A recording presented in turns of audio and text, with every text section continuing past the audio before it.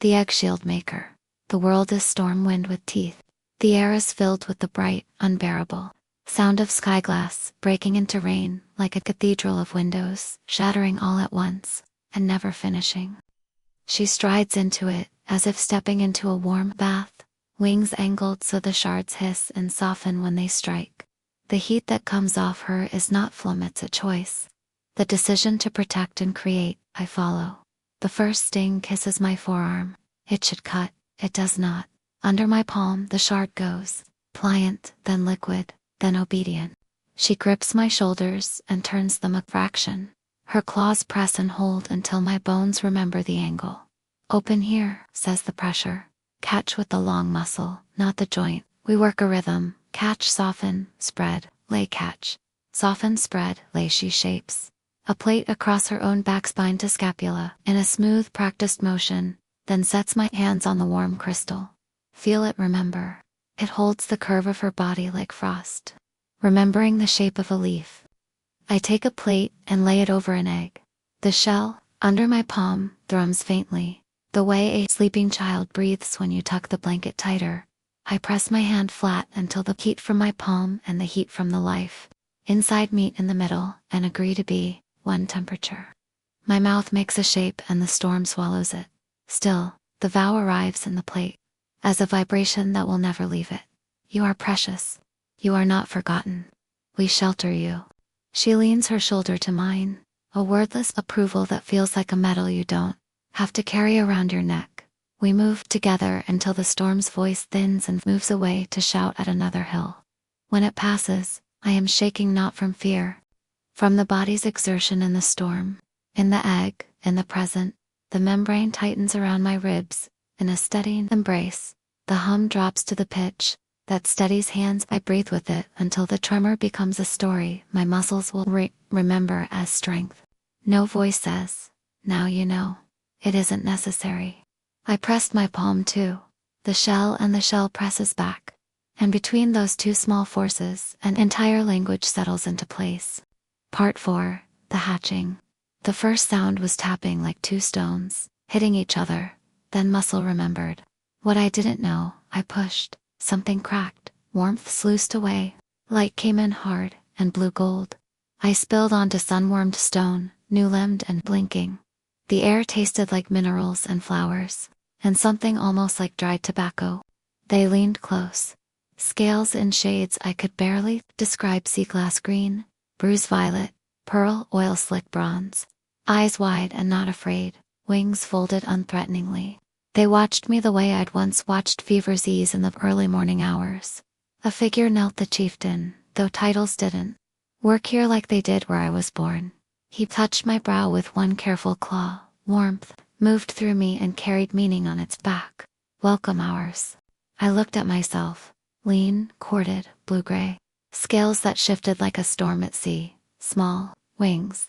A tail that curled without asking permission and comforted me in ways a tail has no business knowing how to comfort. Above my heart, a faint silver mark, the echo of an egg shield. Most hatchlings slipped into the world yelling, and needed seasons to stand straight, whatever. The weavers did, and however long the egg carried me meant I arrived half-grown. Memory heavy, I stood the way a human 9-year-old stands, both sturdy and unsure. I didn't have words for their language. I had a hum I'd been saving during my neonatal growth. I let it out. They answered layer on layer. The sound of belonging staged for me to step onto. I did. Part 5. Becoming. They call themselves Aurelian in a way that feels like the planet named them, and they agreed. Storms are instruments here. Survival is a choir. They did not teach me like school. They apprenticed me like family. I learned fast because the lessons were the kind that make your hands smarter. The chieftain taught stillness that wasn't frozen and cold, but calm, patient. The grower put my split-tipped fingers into warm soil and let roots hum their truth against my palms. The animal raiser introduced a bond beast the size of a deer, with eyes that mirrored the night sky, and the patience of an elder. It followed me, the way moths follow light. The cook fed me kindness you could chew. The jewelry maker sat me at a river and taught me to carve a stone for the children I buried. The shield makers let me press my ear to eggs and count the heartbeats of the future. Nights were harder than any day. Memory doesn't rot, it cures like fresh paint. I sang lullabies into cliff air and listened while the stone returned them. Stronger. Sometimes I laughed at something Lily might have said and startled my bond beast so badly. It jolted with surprise in the night. Time here is measured by storms and hatchings, and migrations, not squares on a calendar. I aged fast. 9 became 13 between one flood and the next. By 17 I could throw a shadow with my wings and shelter young ones beneath them. My scales patterned like the sky, when rain is light or absent. One morning the chieftain stood beside me. At the cliff's lip, sun burned a line across the horizon.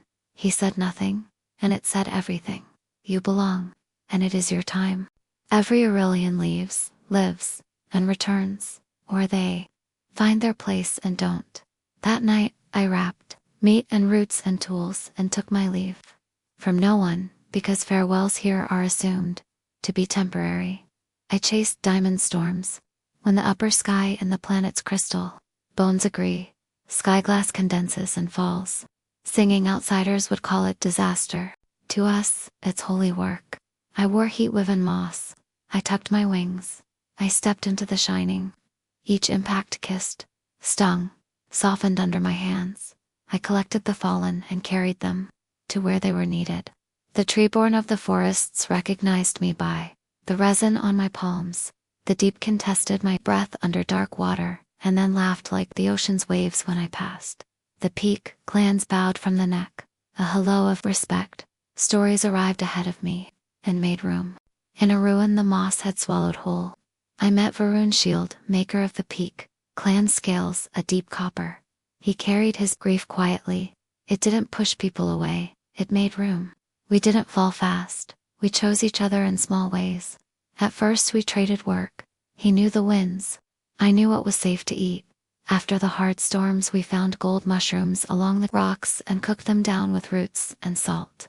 We ate shoulder to shoulder, easy and silent. He learned the way I like tools lined up. I learned the way he likes water boiled, rolling, then calm. I sang my history for him about earth, sirens, white light, a tarp no one should have had to use.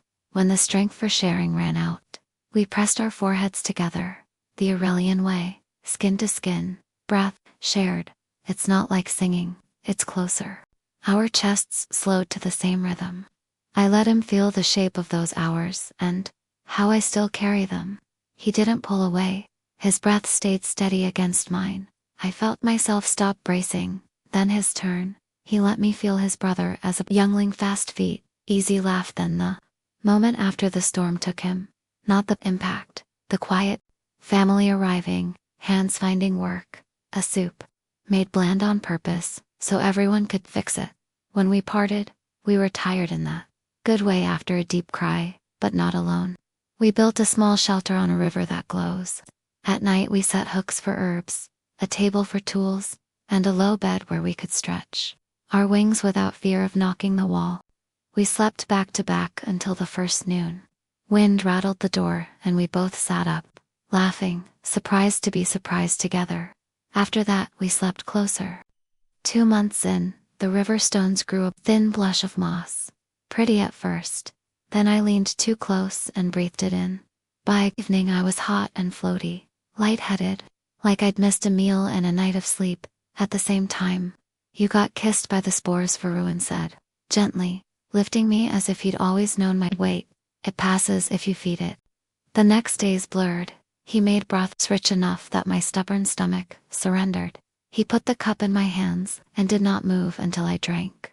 He rubbed oil into the itch along my spine and shoulders, slow and careful, until my body stopped fighting him and asked for more. When the shakes came, he pressed his forehead to mine and breathed with me until my pulse settled. He kept talking small things, which plates he'd tune tomorrow, where the bond beast had wandered, what the wind had learned. So I stayed here with him and didn't drift too far away. On the 10th day the pressure behind my eyes built. Sing it open, he said, hands firm on my shoulders. We pressed our foreheads together. I showed him the parts of me that hate needing help. He let me feel his patience and his choice to be here. On the 14th day, I sneezed a soft cloud of pink dust into the bowl he'd set in my lap. It was ridiculous and a relief. I cried and laughed at once. He wiped my face and held me until I stopped shaking.